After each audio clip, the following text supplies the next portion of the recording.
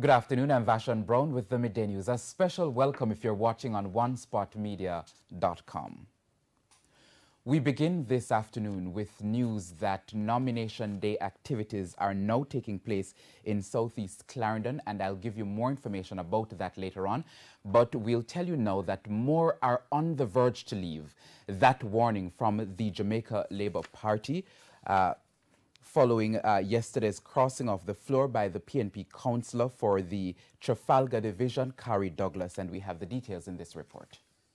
On Tuesday, two-term councillor Carrie Douglas crossed the floor to join the ruling Jamaica Labour Party, JLP, at the Kingston and St. Andrew Municipal Corporation. Ms. Douglas served the Trafalgar Division under the People's National Party, PNP. While some members of the PNP were not pleased with her decision, the JLP, on the other hand, was elated. Head of Communications for the JLP, Matthew Samuda, says the move is an indication of changes in the political climate. We're happy to have her. We're particularly happy when we hear the reasons why she made the decision. Our own view, our own studies, market studies, and research and otherwise show that what she's feeling is consistent with many of the young people in the country who may not have been politically aligned in the way that she has in the past, but who would have been in the middle, or proverbial middle. That's how they feel about the party now. So it's representative of how a lot of young people feel, and we're happy about it. In a news release Tuesday, Ms. Douglas said she was concerned that the PNP has not displayed enough commitment to national development. She also noted that the PNP was not listening to the people or creating policies to meet their needs. She said the party has instead become a political organization which is primarily focused on winning elections at any cost. Mr. Samuda is warning the PNP that more of its members are on the verge of switching allegiance. What I'll say is Carrie Douglas won't be the last member of the People's National Party that crosses the floor within the next couple of months. And I'll leave you there. There's a fledgling political organization. People are coming over to a better vision. Prince Moore, TVJ News. Now we go back to that story now, where nomination day activities are now taking place in Southeast Clarendon. A by-election will be held in the constituency come March 2. Now, this follows the resignation of Rudyard Spencer. Our reporter Dwayne Anderson is in Clarendon and now joins us live. Dwayne?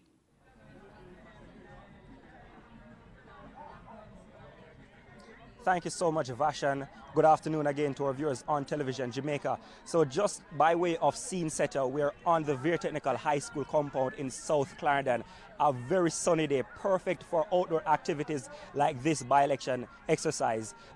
We're listening to music being played in the background. It's really beginning to develop into a real election atmosphere.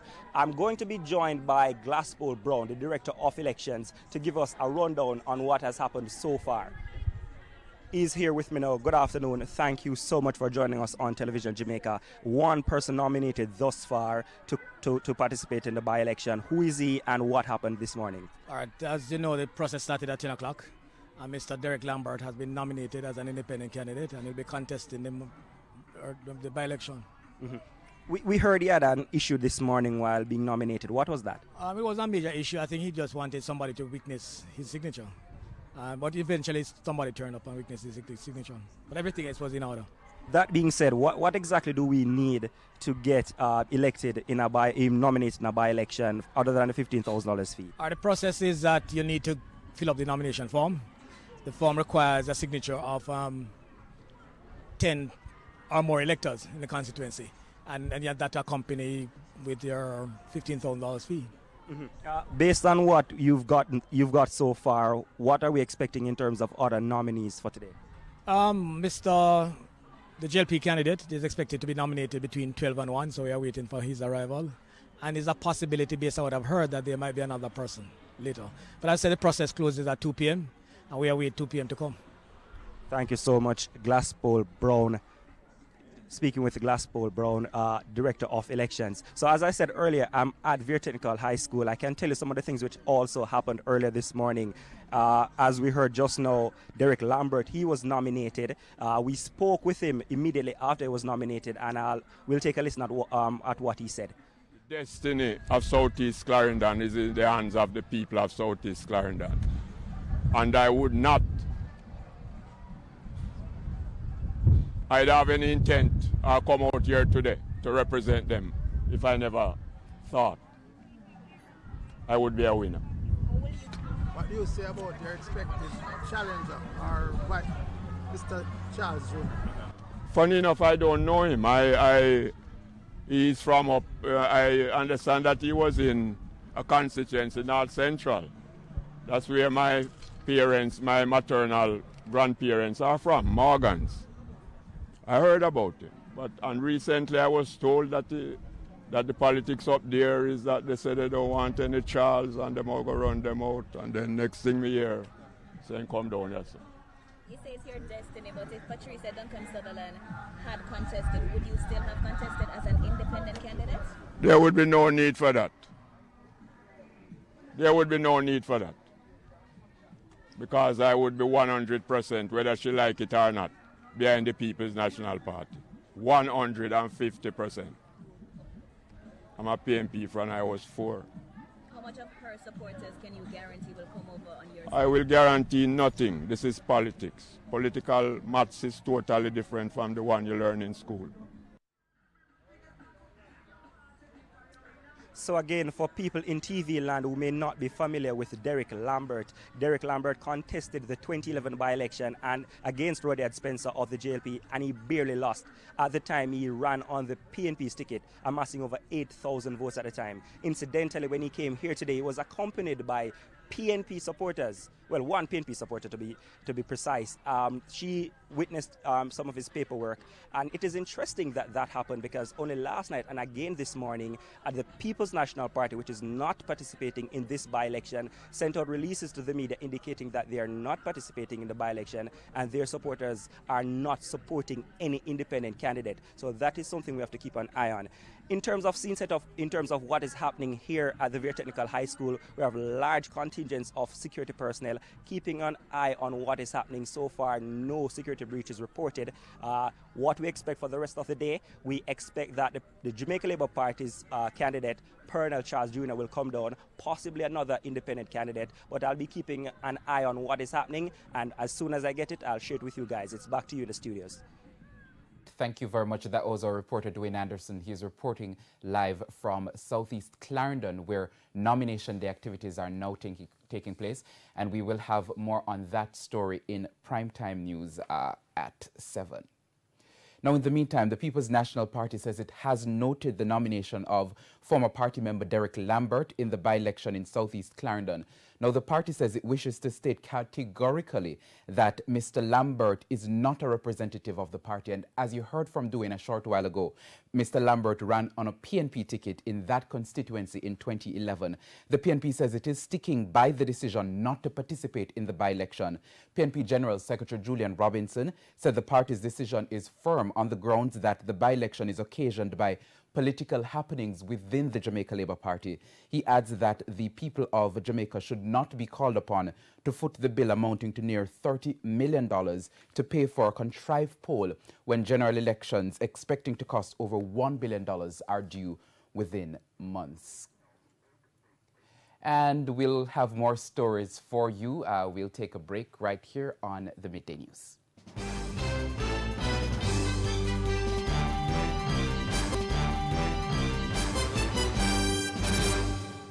Welcome back. Continuing the news now. Your community is not at risk. That's the word from Health Minister Dr. Christopher TUFTON to residents of Vineyard Town in St. Andrew.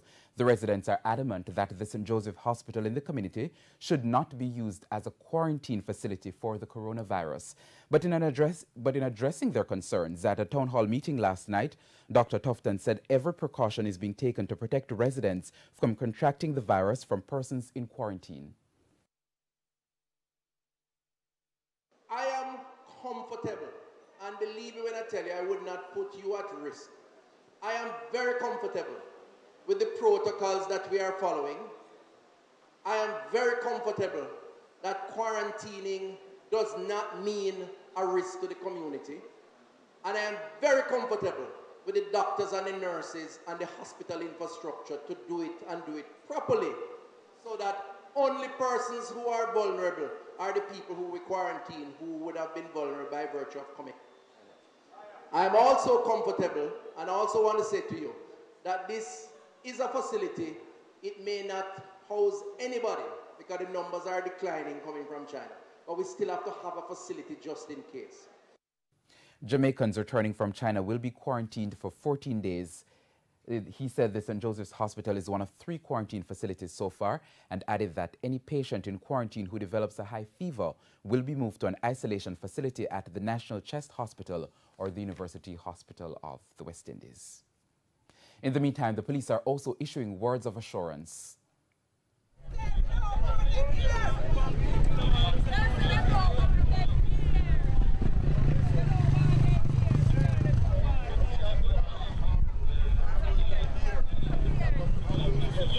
We will be asked to secure this facility, to police it on a 24-hour basis. So we, the police, are even more exposed than they are, and we are ready to work with our country. Head of Operations for Area 4, Senior Superintendent of Police Steve McGregor, was among the demonstrators. He explained that while Chinese nationals coming from China have been turned away, returning Jamaican nationals cannot be denied entry. And because we want to be certain what status they are as it relates to their health, this is the facility. It's the closest equipped facility to the airport that we're using. It's not because they wanted to put it in Vineyard Town, it's because of the location. At a town hall meeting discussing the matter, health officials also sought to calm fears. SSP McGregor is praising the health ministry for the move. A stunning revelation this afternoon following a motor vehicle crash which left 3 people hospitalized. The police believe the incident, which took place along the Jobs Lane main road in Spanish Town, St. Catherine, may be a case of attempted murder. Here is TVJ's O'Shane Masters with that report. It was a near-death experience, at least for the occupants of these 2 cars. About 7 o'clock Wednesday morning, both vehicles were traveling in the same direction along the Jobs Lane main road in Spanish Town, St. Catherine, when the accident occurred. It's understood that prior to the accident, the occupants of the vehicles were at the Spanish Town police station to lodge a report about a case of domestic violence. After leaving the station, eyewitnesses say the brown car slammed into the back of the grey car 3 times before both drivers lost control of the vehicles. Just saw 2 cars coming from the opposite direction where they made contact with each other and actually came off the main road over on the drive that I'm living, basically, and the car was airborne coming towards me, where, you know, I have to take on myself still.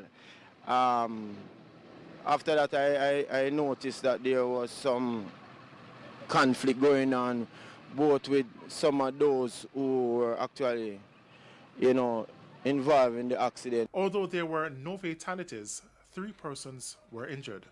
A gentleman actually alighted from one of the vehicles and he was pulling out some of the injured and trying to, you know, inflict some blows or whatsoever. We actually had to intervene and thing, and after that kind of get the whoever was injured. There was a gentleman that was I think was unconscious. I rendered some assistance, you know, and police was called in and the fire brigade and the paramedics. So. Our news center has learned that the police are treating the matter as an attempted murder, and it will be investigated by the Criminal Investigation Branch, CIB. O'Shane Masters, TVJ News. And time now for sports. The slow progress of the proposed upgrade works for the track at the Montego Bay Sports Complex is making it difficult for the Milo Western Relays to meet its objectives, according to meet organizer Ray Harvey. More in this report. The track at the Montego Bay Sports Complex has been in disrepair for 2 years now, meaning that meets like the Milo Western Relays, one of the oldest on the local calendar, has had to be relocated for its last 2 stagings. According to meet organizer Ray Harvey, he has been assured that upgrade work will begin shortly at the facility, but he's worried about how slowly things seem to be moving. The last thing I heard was from our minister, which was sometime in September, when she said she would leave no stone unturned to make sure we have a track for next year. Yeah. I have no doubt that she intends to live up to her word, but I'm a little nervous because nothing seems to have started yet. Yeah.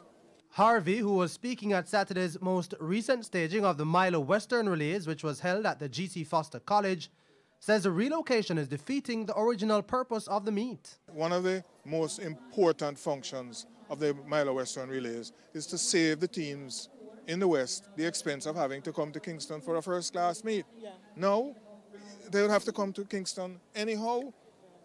It is not what we set out to do. We set out to create development for track and field in Western Jamaica. We are going to continue to try and do that, but it's difficult, very, very difficult, without a stadium in Montego Bay. Sports Minister Olivia GRANGE did offer this response, speaking at Sunday's statue unveiling for Olympic champion Asafa Powell. We are in the process of, we have actually already done an estimate. We are now in a budget period, and the funds are being secured to do Catherine Hall, and so it will be done. We're going to make every effort for it to be on target for next year. And that's the Midday News. I'm Vashon Braun. Join us at 7 for Primetime News Package. On behalf of the news, sports and production teams, have a wonderful afternoon.